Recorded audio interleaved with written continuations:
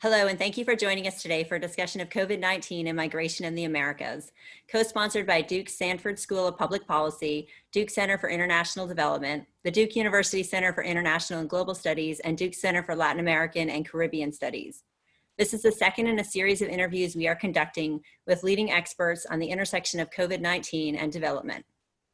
I am Sarah Bermeo, and I'm Associate Professor of Public Policy and Political Science in the Sanford School at Duke University, and the Associate Director of the Duke Center for International Development. I study international political economy with a focus on foreign aid, migration, and trade. Before introducing our guest, Andrew Seeley, I have a few words on logistics. Our conversation today will be organized into two parts, first focusing on migration and asylum throughout the Americas for about 15 minutes, and then turning to the situation facing migrants and asylum seekers in the US and at the US-Mexico border for a similar amount of time. Following that, we will open up to questions and answers from the audience. You may submit questions via the Zoom chat function at any time, and they will be queued. You may also wish to follow our Twitter account at DukeDCID, as we will be live tweeting links to more information on the panelists and to reports mentioned in our conversation.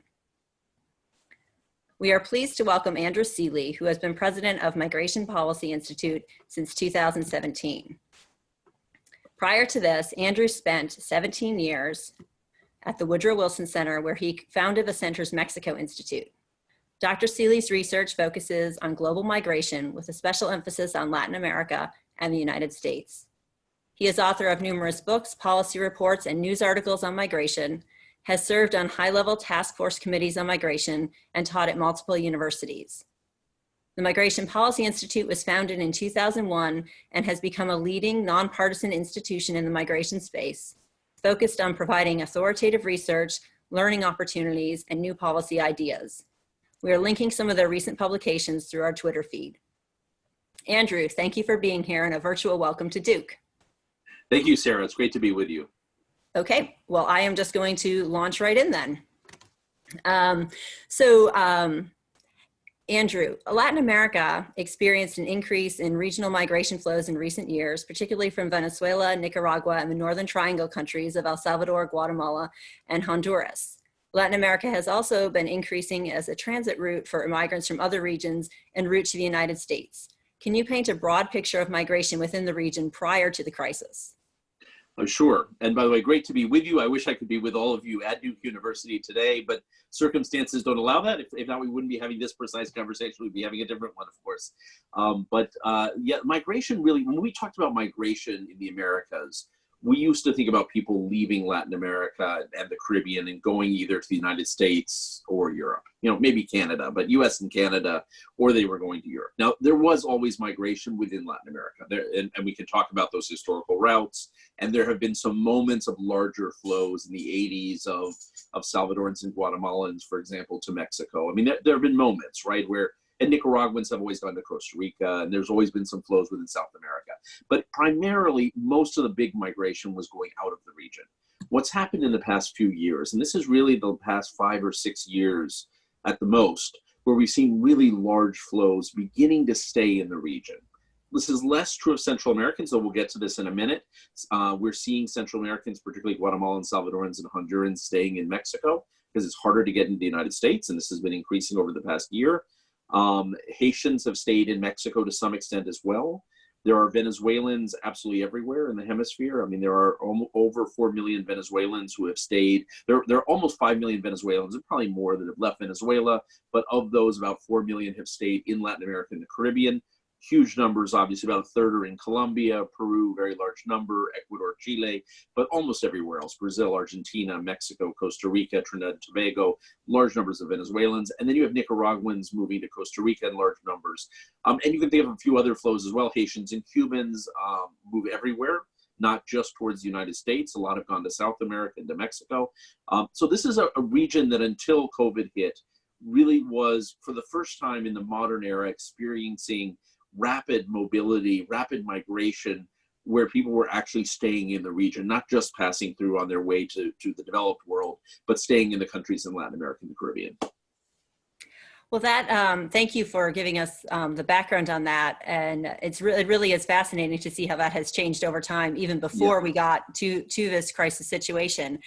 With that background, can you give us a sense of what, if any, changes we have been seeing since the onset of the COVID-19 crisis on migration in the area. And which of these do you think are short term and which might be likely to persist in the longer term?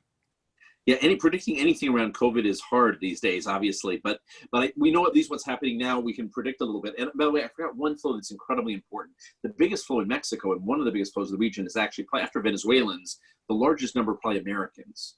And that may surprise people, but some people move to Latin America from the US because of jobs, because of quality of life, because they're millennials and they could work anywhere in their job, and they'd rather be in Mexico City or Bogota than in Los Angeles. But the largest number are nationals from Latin American countries in the Caribbean who move back and they have American-born children. So in Mexico, there's probably around anywhere from 740,000 to 1.5 million Americans. The largest group there are people who actually are family members of Americans, right? Same thing you'll see in Guatemala and El Salvador and Honduras, growing numbers.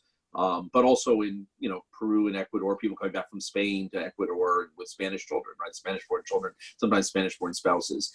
This is all changing. So both the movement that was going on within the region, as well as returning people with foreign-born family, is changing. I mean, right now, I don't think we've ever seen mobility this interrupted in the modern era. I mean, this is similar to what you see during wartime, right? I mean, it's really quite stunning. The few people that are even coming across the U.S.-Mexico border. We should see numbers we haven't already today on the number of apprehensions at the border. Yesterday they leaked the apprehensions, but they haven't given us the express returns, which are really the larger numbers right now. But I think what we're going to see is very few people even trying to get across the U.S.-Mexico border. What we're seeing at the Colombia-Venezuela border, which had a huge flow, right? I mean, at times, there was enormous flows of people back and forth every day, but also large numbers of Venezuelans leaving. Those numbers are way down. Both countries have closed their borders. You can still get across what they call the trochas, the informal border crossings, but in fact, it's a lot harder, and Venezuelans aren't leaving in the same numbers, right? Some people are actually returning to Venezuela. And the main reason people aren't leaving, I mean, part of it is border control. This is true everywhere. Part of it is border control.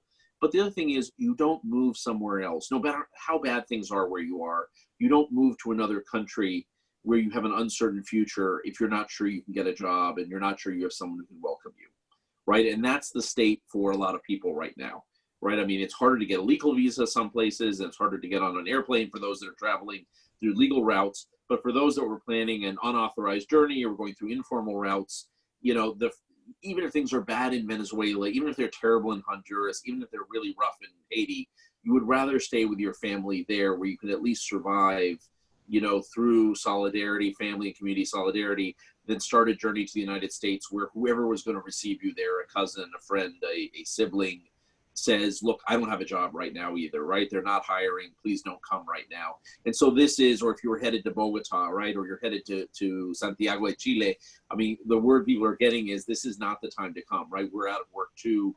We're not sure. And so mobility is stopping, both because legal routes are interrupted, but also because those informal routes that people followed, which are very sensitive to push factors, right? People leave because things are bad, but they're also really sensitive to these pull factors, which is whether you're going to be able to sustain yourself where you arrive. And if you're not sure you can do that, as you would have been 3 months ago, right? 4 months ago, the US economy was hot. The Colombian economy was so-so, but it's a lot better than Venezuela. But right now, if you don't think you're going to be able to get a job because unemployment is so high, you stay put and you wait and see. And I expect that this is, I don't want to predict the far future, but I suspect we're going to see, as bad as things will get in many parts of the world, they're going to get worse in parts of Africa and Latin America and Southeast Asia, probably than they are in the Caribbean than they are in the United States or Europe, probably, right? I mean, in terms of the, when things go south when things go badly in the global economy, these are countries that get hit very hard. But people probably still won't move yet, at least initially, because they're not going to move as long as there's high unemployment in the countries they would normally go to.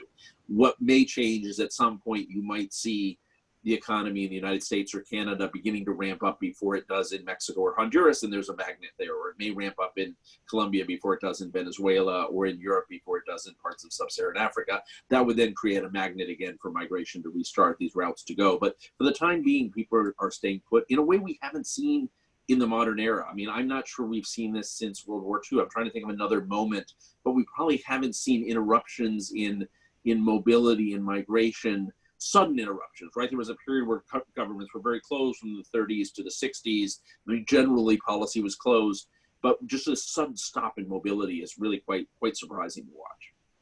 Yeah, no, it's been really, fascinating, and not necessarily in a good way, to see all of the news reports covering this, and also very difficult sometimes, I think, for some of our U.S.-based audience to get news on this, because the focus is so much on the situation in the United States and in some of the other hotspots around the world. To follow up a little bit on what you were just saying, do we have a sense of people who had already migrated within Latin America? So say Venezuelans going to Colombia or Ecuador, which has been particularly hard hit by the virus, or Nicaraguans going to Costa Rica. Do we have any sense of if there's been a deterioration in living conditions for them since the onset of the virus? Yeah, I mean, I think all the evidence on the ground, again, we obviously haven't been able to go to those countries, but we're in touch with colleagues pretty closely in a lot of these countries, is yes. I mean, there is, I think two things have happened that sound like, well, they are opposites, and yet they're both true at the same time, which is there is a lot of solidarity because coronavirus can hit anyone, right? We're all susceptible to this. It doesn't really matter if you're an immigrant or you're native born, I mean, so there is a sense of community solidarity that has buffered some that has been good, positive in some ways in terms of integration, but there's also huge fears around jobs, right? As people are losing work, there's fears around, that you see this particularly with Venezuelans and Nicaraguans. Nicaragua did not do social isolation. So a lot of fears in Costa Rica that Nicaraguans are, bringing the disease with them. It doesn't seem like that's the case, but a lot of fears around that. A lot of fears that as fragile as Venezuela's health system is, that they could be bringing the disease. You've seen this rhetoric in the United States about Central Americans. I mean, as we know, and I'm sure we'll talk about later, that it's actually been the reverse, which is that to the extent COVID-19 has arrived in Central America, it's largely come from the United States, actually, rather than inverse. But that doesn't stop people from being worried in the United States that it could come the other direction. So there is a lot of fear around this. And obviously, these are vulnerable populations. What we see in our country, where a lot of people, if you're undocumented, but even if you are legally present, you may not have health insurance, right? Or you may be in more precarious, if you're a recent immigrant, you could be in more precarious situation. We're seeing with Venezuelans, right? I mean, Colombia, for example, Peru have done phenomenal jobs of trying to, and now Ecuador as well, and Chile at one point, Brazil very much so, have done an admirable job trying to document people, give them legal papers so they can stay temporarily in the country. Even with that, the flows have been so big that a majority of Venezuelans are undocumented where they are. And normally that hasn't mattered that much. It matters a little bit, but most people work in the informal economy and they survive. But with the health crisis, you begin to see why this matters, because it means they're not affiliated with local health programs, right? Which makes it much harder if you're feeling sick, if you have symptoms, to go get treated or go get tested, right? And so there's a particular vulnerability around that too, which we're starting to notice in a lot of these countries. It is the same thing we're seeing in the United States as well, right? With recent immigrant populations that don't have health care, it turns out it's a problem for them, but it's a problem for all of us as well, not having people that aren't covered. No, absolutely. So before we turn more to the situation in the United States and some of the parallels that we're seeing there, I want to pivot slightly and talk about migrant remittances to Latin America, right? So as I know I don't know if all of our listeners know, remittances make up a fairly large portion of GDP in some of these countries. So remittances being money that people make abroad and then send back to their family at home. And a recent World Bank projection was that remittances to Latin America may decline by about 20% this year, right, due to the pandemic. So, what insights do you have about what impact this decline in remittances might be having on the populations in these countries? And do you think those World Bank projections are in the ballpark? Do you think it might be better or worse? And are there policies that could be enacted to stop some of the decline, right? That is going to be one of the toughest parts of this for people in Latin America, because remittances are so important. This is primarily, obviously, remittances from the United States and Europe back to Latin America, but it's also true, with Venezuelans and Nicaraguans. It's Nicaraguans working in Costa Rica, it's Venezuelans working in Chile, Peru, Ecuador, Brazil, Colombia. I mean, so there's a lot of this that goes on even within Latin America and the Caribbean, right? I mean, this is not people moving from one island to another in the Caribbean. There's lots of this that happens, even within the region. One of the things we know about remittances is, and some of you have studied this that are joining us today, and others will probably be new, but remittances do tend to be fairly quite important in terms of dealing with inequality and poverty. They're not perfect. A lot of remittances go into basic consumer spending, but they go into consumer spending for people who are not the poorest of the poor. Usually the poorest of the poor don't migrate, but the next rung up, right? People who are still in the bottom 40, 50%, right? So that you have a lot of people who, actually get out of poverty. And there's a lot of studies now that show us that there's strong correlations to better educational outcomes, better health outcomes with people who get remittances, right? These trend to be, and they're part of the lessening of inequality that we saw, at least in the early part of the millennium, had to do with remittances. It had to do with other things, social programming, other things, and general growth. But remittances are a huge part of bringing people who are in that sort of bottom half out of poverty. And so when you take that away, if it's 20%, if it's 10%, if it's 50% drop, whatever drop it is, obviously hits the poorest sectors the hardest. And it's hard to figure out what you do with that, other than that's where governments come in, right? And where anything from, making sure that landlords don't throw people out when they can't make rent, and having some prohibition, which some cities in Latin America have worked with. Bogota's done that, for example. Or, figuring out mortgage payments, or figuring out, anything, access to healthcare for people who can no longer afford their insurance coverage.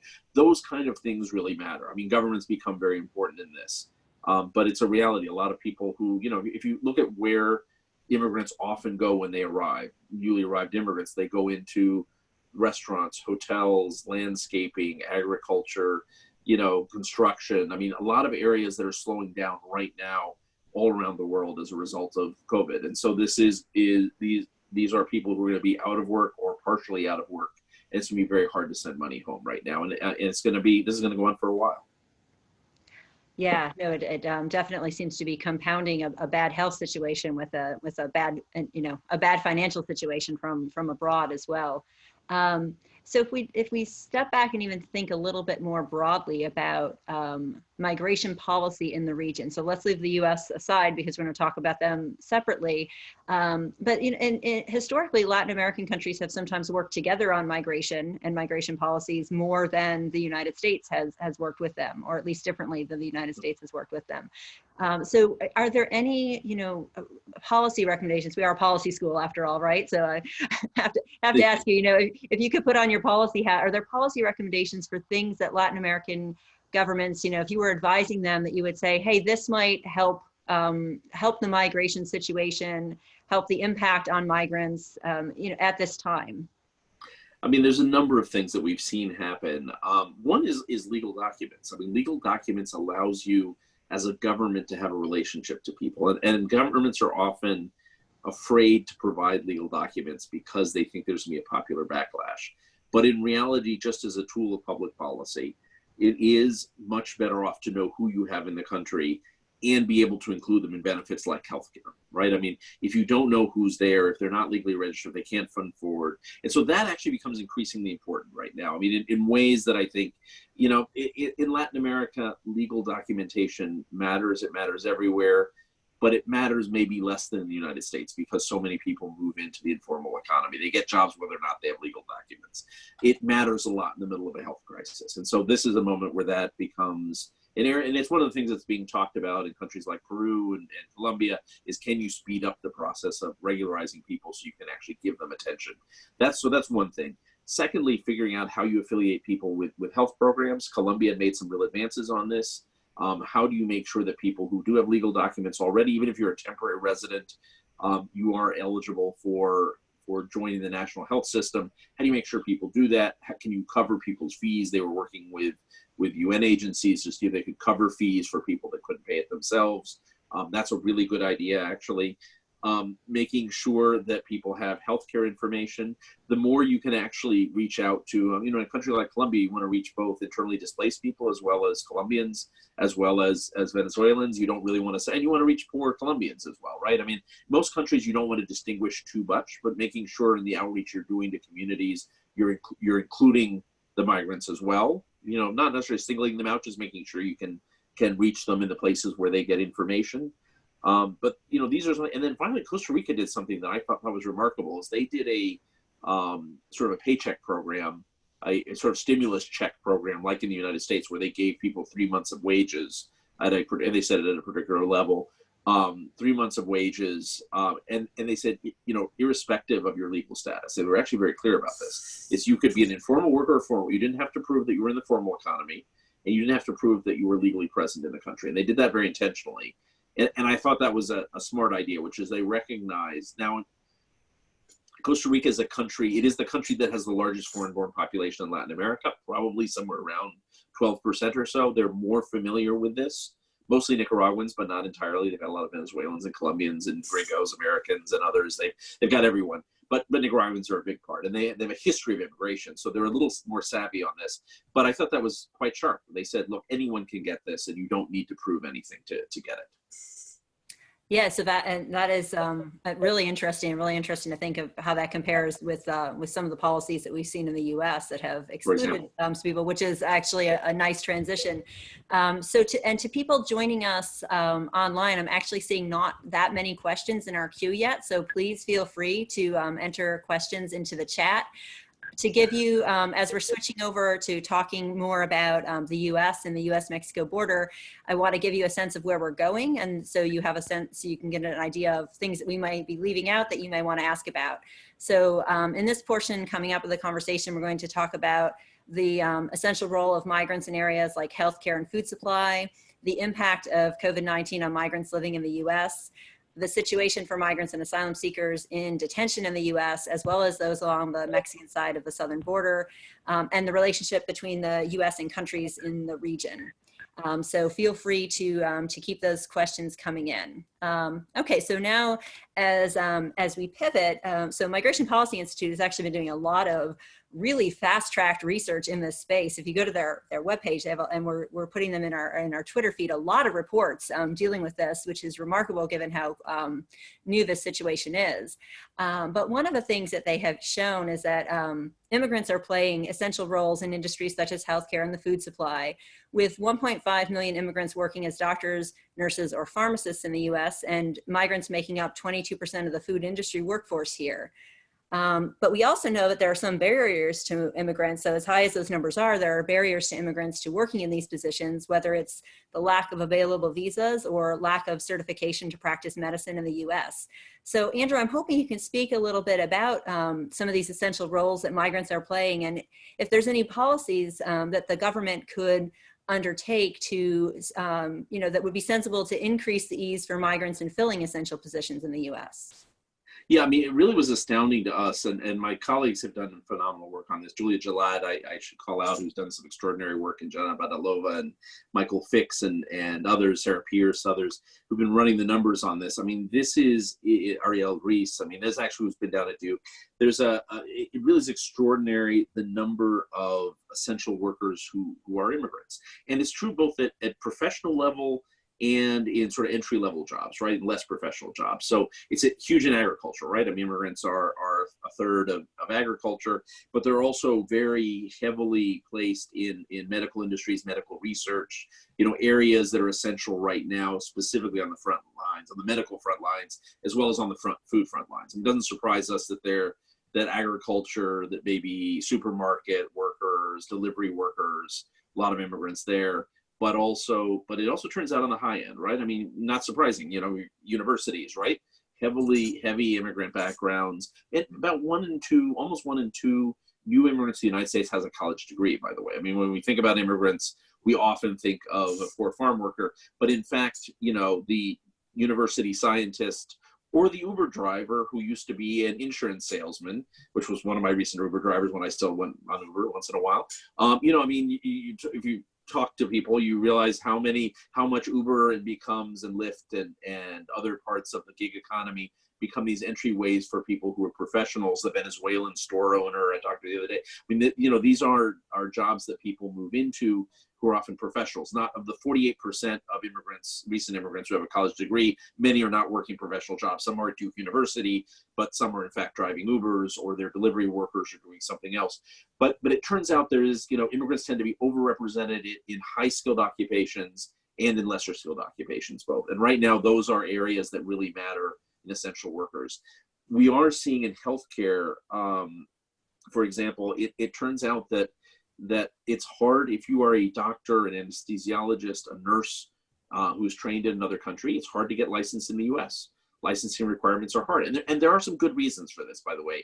I mean, we shouldn't laugh at that. We don't want we shouldn't assume that every doctor trained abroad in heart surgery could necessarily has the same equivalent training as in the United States. They may and they may not, right? So you do want requirements. Some of these are completely legitimate, necessary requirements, and some of them are questions of guilds, right? Some of them we make it hard to become a doctor or lawyer because these are powerful guilds also that are protecting their privileges. But some of this is very legitimate and necessary. One of the questions has been, as I've said, before to my colleagues, I'm not sure I said this publicly, I've said this to my colleagues. My mother was a nurse trained in Denmark. And so I lived through actually my mother getting certified in the United States, which took her years to do. My mother worked as a nurse's aide for years. She was an RN at a top hospital in Denmark. She went back to work. She was changing bedpans at a nursing home while she was getting certified, right? I mean, this is true how many people work their way up. The question we've raised is there a way you can get some of these people into the healthcare industry quicker at a time of crisis? And some states are looking at this, which doesn't mean you can make a heart surgeon, from South Sudan into a heart surgeon in New York overnight, right? I mean, or the heart surgeon from Denmark, I mean, you still have to have processes, but maybe that heart surgeon is able to get into tracing, into first responder, into a first responder role, into admissions, into doing triage. Maybe you find ways that people get into the healthcare system at a time where we need that extra capacity. And this is an opportunity then to figure out how we do that. Not every nurse can become an RN overnight. There is a reason why you go through these processes of certification, but can we make it easier? And so we've seen at least 5 states do this. We've seen New York, New Jersey, Michigan, Nevada, and I'm missing one other. But there are 5 states. There's some other states like Oregon. We actually had a chance to talk to the governor of Oregon the other day. And so she's looking at how you do this in sort of the next phase where you're doing tracing and testing. And there's a lot of creativity going around in Republican and Democratic states about how do you begin to think of immigrants who are trained abroad as a potential pool that hasn't been tapped. And we saw this, by the way, I should say, in Argentina. It allowed doctors trained in Venezuela to work in community health clinics and to get a faster certification. We've seen Chile speed up, not because of COVID. Pre-COVID, we saw them speed up the requirements for doctors, many of them from Europe, but some of them from Venezuela, and some of them actually from Haiti as well, Dominican Republic, to be able to go into the medical system in Chile. We've seen France do this with refugees. So we've seen a couple of German states do this. There's some creativity going around the world right now in how do you get people into the healthcare system. So the opportunity at a bad time, these are some of the silver linings maybe you discover along the way. Right, right. And for any grad students out there listening, it sounds like a great thing to study as we're seeing this shock to how quickly people might be able to enter the system.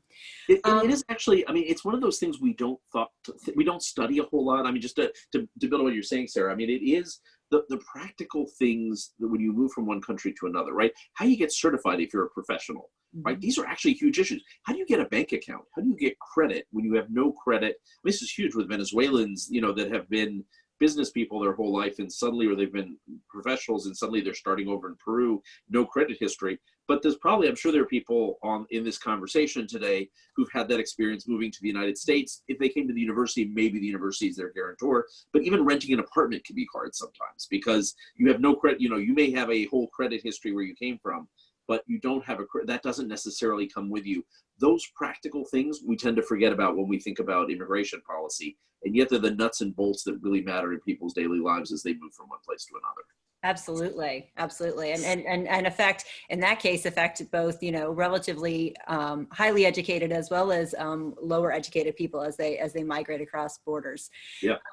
So to kind of look at another aspect of the impact of COVID and migration in the United States, it seems like, and you mentioned earlier in your comments, that entry-level jobs that people often take when they first arrive in the U.S. or in other countries might be particularly vulnerable, right, to layoffs, and in the United States case might be less likely to have things like health insurance attached to them, right? So what is your research at Migration Policy Institute showing, or your knowledge drawing on other sources about how is this crisis affecting migrants living in the United States, and are they eligible for any of these programs that have been passed by the government, and what is their likely access to health care? Yeah, I mean, this is huge. I'm looking as we're speaking, but we have on our website a report that was done by Julia Gillette, my colleague at MPI, which looks both at the essential workers who are immigrants, but also the vulnerable occupations that immigrants tend to be in. And they're in both, right? I mean, they're overrepresented in the essential occupations, they're overrepresented in the industries that are hardest hit early on. So the first thing is, the 20 million, more than 20 million people that have been put out of work, recently, restaurants, construction, landscaping, childcare, elder care. I mean, all sorts of things which tend to be immigrant heavy, Uber, Lyft, gig economy.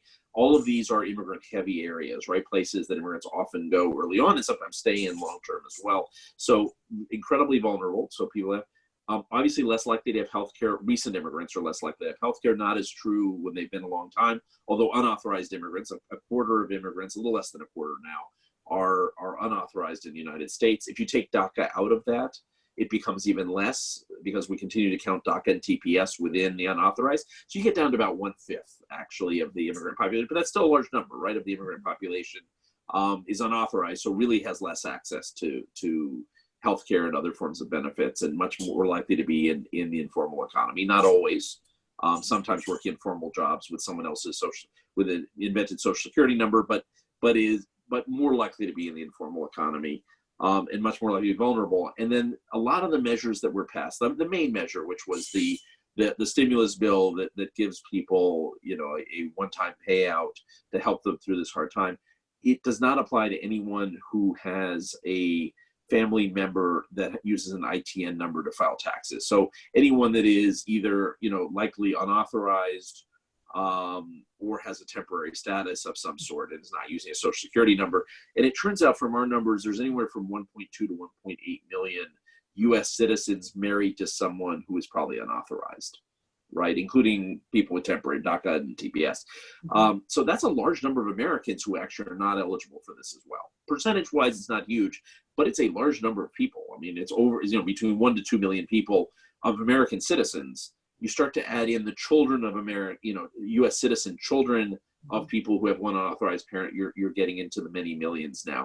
And so the measures that were passed at a national level by Congress, and this was a huge debate. I mean, there was an attempt to make it applicable to everyone. People couldn't agree on that. They decided ultimately, it was a group of Democrats, a few Republicans were pushing to include the unauthorized, decided that was a bridge too far. They weren't going to get that and backtrack. What we've seen is some states like California have now done their own programs. Oregon did this as well. I believe New York did, where they have given additional stimulus funds for those who weren't eligible for the first tranche from the federal government to try and make up that shortfall. But obviously it's significant. And I had a conversation with someone the other day, I should say, in a social setting, who had lost her job. And this is someone I know in our neighborhood. Who said, I lost, a job. My husband works at a restaurant, is not able to work very many hours right now. And, in addition, we're not able to get the government funds, right? And I didn't push on that, but we know what that means, and the reality is that sort of compounds. People are already in vulnerable occupations, and they also know they can't get that one small lifeline out there. Now, there's some other things that are helping everyone. Mortgage programs, that Fannie Mae has come in to sort of bolster mortgage payments to allow people to put off mortgage payments if they've lost their jobs. Some programs are, some landlords are allowing people to defer rent a little bit.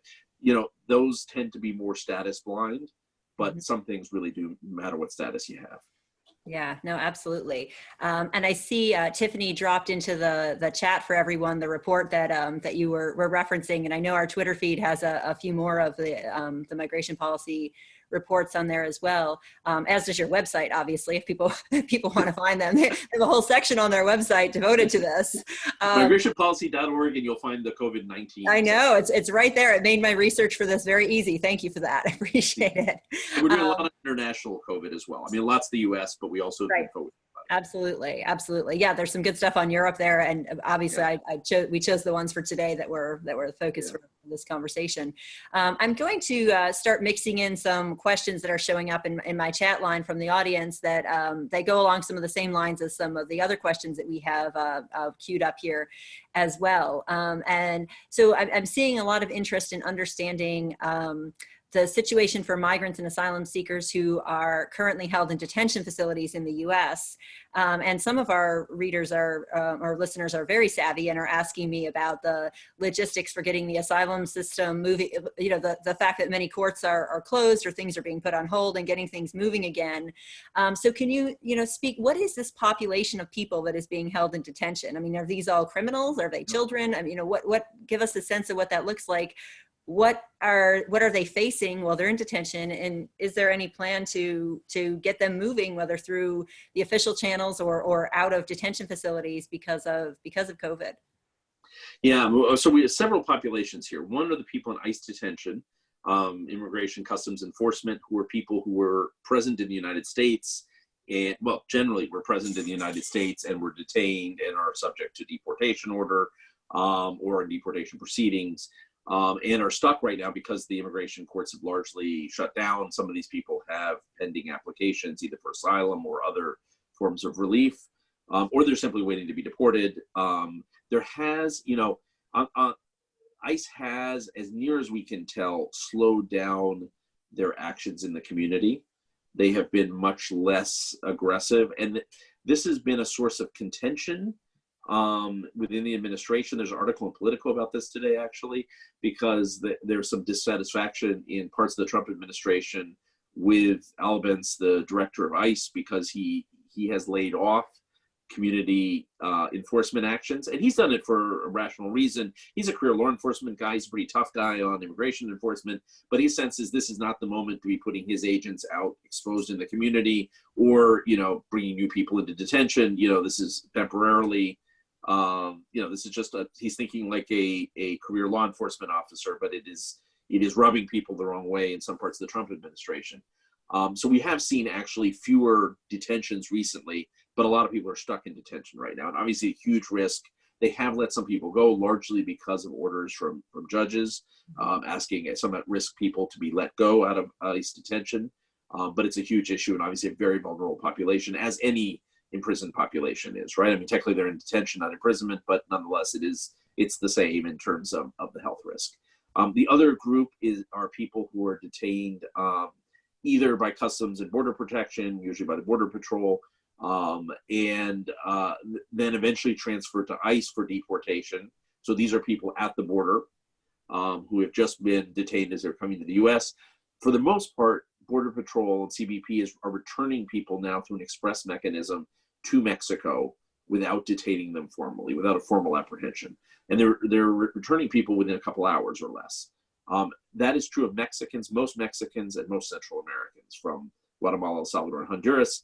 Other nationals are still being apprehended and kept in the U.S. We should see today the statistics, which I haven't seen, but the rumors they've gone way down from what we've heard. But that's another vulnerable population.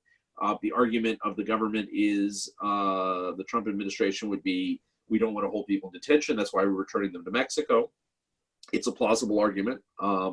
It has a couple huge downsides. One is it obviously passes the danger of infection onto Mexico and the Mexican communities where these people then go. And the other downside is they've essentially stopped what was left of the asylum system, which was very little at the U.S.-Mexico border anyway. We can talk more about that. There was very few options for asylum anyway at the U.S.-Mexico border, but largely have been erased. There is still a mechanism. If you say, I have extreme fear of being tortured, there's a few things you can say that will get you potentially into a hearing, if not on asylum, at least on deferral of removal. But it's very hard these days. There's almost no possibility of asylum. And there are about 40 countries in the world, according to my colleague Susan Fratsky, about 40 countries in the world that have basically stopped asylum at their borders. So this is not just a U.S. issue. We've seen the Netherlands do this. We've seen lots of other countries do this. Canada has done it actually at the U.S.-Canada border, where people are saying, for health reasons, we're not going to do this. The fear that many of us have is, as you said, how do you restart this, Sarah? I mean, is that this may be a means to another end, right? One can understand not wanting asylum officers to be exposed to to COVID-19 and having to have slow or, maybe even stopping processes briefly. Our fear is that for many countries, this is too convenient a thing and it's likely to continue beyond the immediate crisis. So you'll see a return to normality in other parts of the government, and asylum systems will still remain largely shut down because there are other interests served by that. Right, right. And yes, I've certainly, seen many reports and people, news articles coming out about Stephen Miller in the White House and others and the agendas that might be going on there. I want to follow up though. I mean, one of the things that you said and that I think, as you mentioned, the US is only one of many countries that is in some ways limiting migration or asylum at this time. But as you mentioned, I mean, one thing that I think is different in the US compared to some other places is that we already had a building population of people at our southern border because of policies that were in place before COVID-19 hit, right? And so, I think many of the people joining us today do know something about the migrant protection protocols, also known as MPP or the Remain in Mexico policy, and some might not have much familiarity with that. Can you kind of briefly explain, what that policy was, what type of numbers we were talking about of people who might be in that border region between the U.S., on the Mexico side of the U.S.-Mexico border, Yeah. and if we know anything about the conditions facing these people as they kind of wait there and have been waiting there since before COVID hit. Yeah, I mean, the Trump administration has really created an overlapping set of policies at the border to make it very hard to get in the country and very hard to apply for asylum. My colleagues Mustafa Chisti and Jessica Bolter wrote something about this recently, which I think was called the interlocking puzzle or something like that.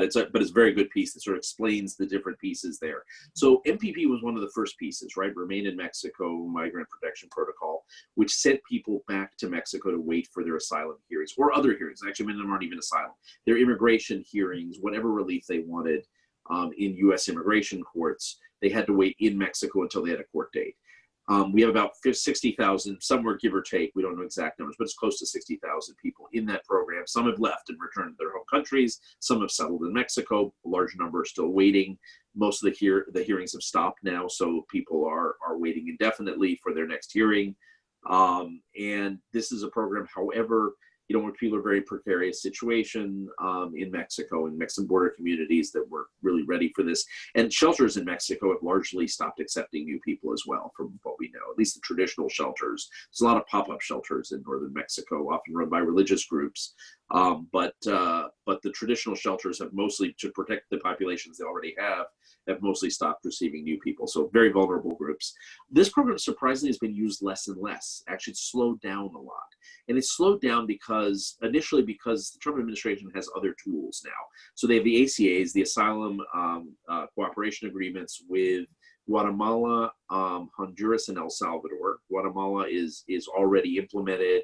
Honduras has been published, I believe, in the Federal Register, and El Salvador is supposed to be teed up soon, which has allowed them to send people back to these countries to go through the asylum process in those countries instead of the U.S. It's not being used right now, actually. As a matter of fact, it was one of the first things that was shut down because of COVID-19. There are also some processes that allow them to make faster determinations at the border. PARC and I'm blanking on the name of the other one. There are two programs, HARP and PARC, that allow for much quicker screening by CBP agents to see if people are eligible for any sort of relief, asylum or other relief, and if not, put them on a plane back quickly. And now you have the express deportations. They're not deported, express returns to Mexico of almost everyone that's Central American or Mexican based on a CDC guideline. So these are all overlapping pieces right now, which makes it very, very hard to get in the United States or apply for asylum or any other relief right now at this point. Increasingly, they're not using MPP because they don't need it. The number of people coming to the border aren't that many. And the other tools, both the rapid returns and the ACAs have been much more useful. First the ACAs and now the rapid returns have just been much more useful.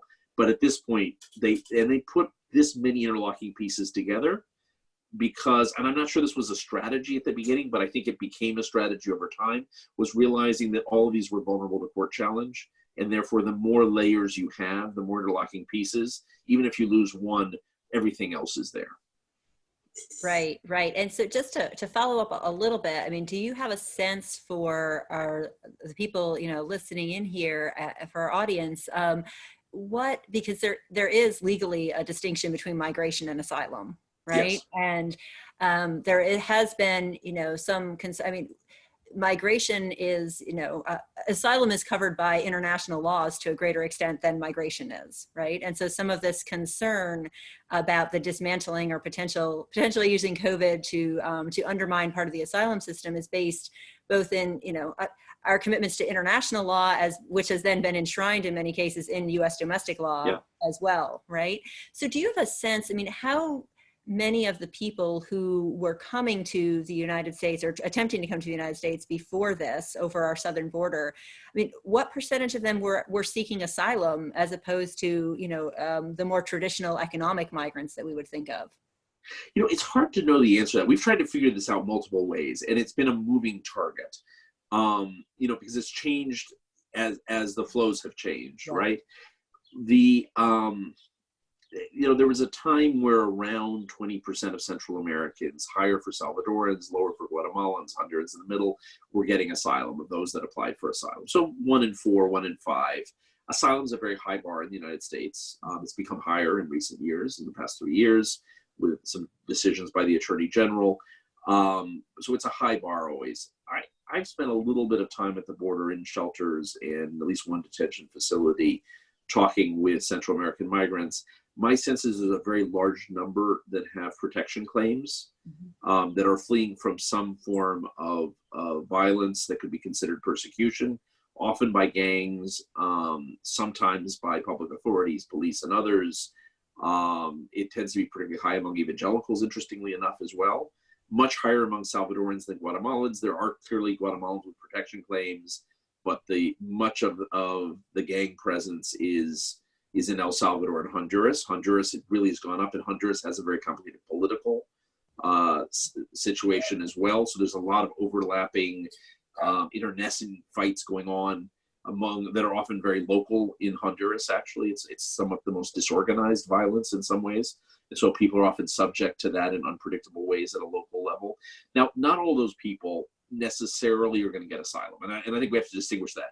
A lot of people have protection claims and they may or may not get asylum. And even if you look at Europe, for example, where Europe has tried to create a common, asylum system and never succeeded, but if you look at, Afghans who apply for asylum in one country and another, the approval rates are wildly different, right? I mean, even within Europe that has tried to do this. Mexico approves about 81%, at least in 2019, about 81% of Salvadorans and Hondurans that applied for asylum got it in Mexico. Large number. So Mexico is assuming that a lot of people have protection claims. They have a lower bar. They look at anyone for them, it's asylum plus complementary protection, anyone that would be in danger if they were returned. The US, it's a much lower bar. But my sense is, is it a majority? Probably not. Is there a large, but a majority of whom? Depends what point in the flow, right? I mean, are there a large number of people who clearly have protection claims? Yes. Should we be figuring out in a rational conversation how we attend to people's protection claims, whether it's asylum at the border, whether we help Mexico provide asylum, whether we're providing in-country protection, whether we're using our refugee program to try and bring people, who are in harm's way within the countries directly in the United States, maybe with a stop off in Costa Rica or Mexico, so we can do the necessary vetting. There are lots of ways we could structure protection for people who really need it. Is that most people that come to the border? Probably not. Is there a significant number of people who deserve some form of protection? Almost certainly. Gotcha. I want to make sure we get a few more of our questions from the audience in here too. One that's come in is about visas in the United States. So we've talked about stopping flows from coming over the border, but of course many people who need visas are already here, right? So it's not an increased health risk; it's people who are inside the U.S. So has there been either an increase or a decrease in granting of visas? On one hand, you could say trying to get people into some of these essential services where we need people to work. And on the other hand, we have an administration that has not been particularly open to increasing migrants in the country, right, for whatever reasons. And of course, we as a university, we have a lot of students who are very interested in visa questions too. So can you say anything about, the U.S. stance on visas at this time? I mean, the position of the president tweeted a couple of weeks ago that he was going to stop the immigration system. He was going to stop visas. That turned out to be a much smaller prohibition that was specifically on people receiving family-based green cards, with some exceptions, from who had to apply at a foreign embassy. So at a foreign consulate, of course, abroad. So it was a smaller number. We think, again, my colleague Julia Gillette has calculated about 26,000 people would be affected per month, except for the fact that consulates are already closed most places. So most of these people, at least right now, are already affected by this. And that's the larger point. So the only formal restriction we've seen on legal visas is this, what ended up being, was a broad tweet that became a very narrow restriction that sort of duplicates what's happening anyway. The broader problem is, consulates are closed, immigration offices are closed, processing times, even for applications that are in process, are moving slowly. I mean, the machinery is just moving. And this is true of everything, right? I mean, again, I think we have to understand that there's a line that's hard to distinguish between what's policy and what is simply a prudent response to a health crisis. And clearly some of this is a prudent response to a healthcare crisis. You probably don't want to have immigration offices open and consulates where people congregate. It's understandable in the short term. Does some of this become policy? Does it become convenient to sort of keep processes slow? That would be a concern, right? That would be using, a health reason to shape policy without, articulating it publicly. But we're not there yet. I mean, I think we don't know what the openings will look like. Right now, it is hard for people, for example, to renew their visas. If you can't get to an immigration office, it's hard to do it. And I know for probably a few people, with us today, this is not a trivial concern, right? I mean, is how do you actually, the mechanics? I mean, for people for whom it would be a slam dunk to renew their visa, it's not always the case right now. So, and we don't know how long that'll last. Hopefully this is all temporary. Hopefully this is purely administrative and it's healthcare precaution, and this all goes back to some version of normal, maybe slower than before, but some version of normal. But we don't know the answer to that yet. Right. Right. Well, I want to thank you. Thank you for your insights on a question I know is on a lot of people's minds right now.